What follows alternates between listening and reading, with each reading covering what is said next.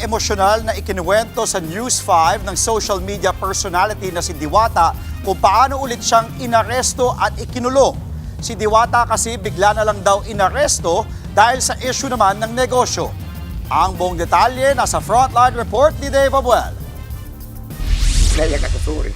Hindi napigilang maging emosyonal ni Deo Balbuena o mas kilala bilang social media personality na si Diwata nang makausap ng News 5.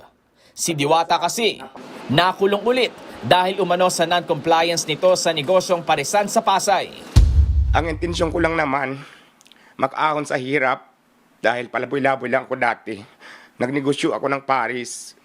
Tapos isang araw, dahil sa negosyo ko, makukulong ka na lang. Parang napaka-unfair kasi wala naman akong ginagawang masama.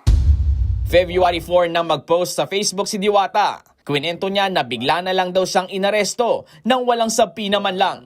Hindi man lang ako nakatanggap ng subpina na may warrant na agad. Alam mo kung anong reklamo, anong complainant ko? Isang ahensya ng gobyerno, hindi daw compliance. Ang masaklap daw, inutang na niya ang halos 50,000 na pangpiyansa sa kanyang abogado.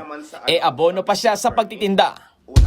Masama lang sa loob ko at naka-stress kasi di ba, ang intensyon mo lang naman mabuhay ka, lumabang ka ng patas, tapos ikukulong ka. So parang yun, hindi ko matanggap. Nang hingan pa namin ng detalye si Diwata sa kanyang kaso, Ayaw ko na lang din i-discuss lahat kasi baka mamaya may warrant na naman ako, magkamali ako na sasabihin. So nakakatakot. nang tanungin naman ng News 5 ang abogado ng social media personality, matipid ang kanyang sagot.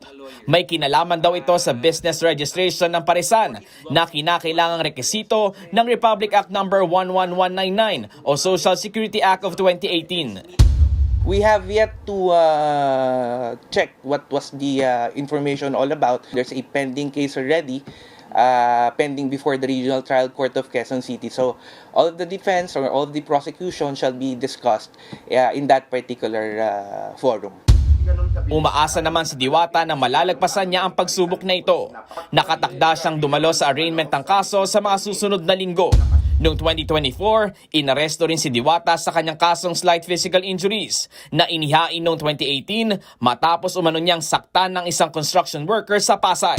Nagbabalita mula sa Frontline, Dave Abuel, News 5. Mga kapatid, Andre Felix po, iba na ang may alam at may pakialam sa panahon ngayon.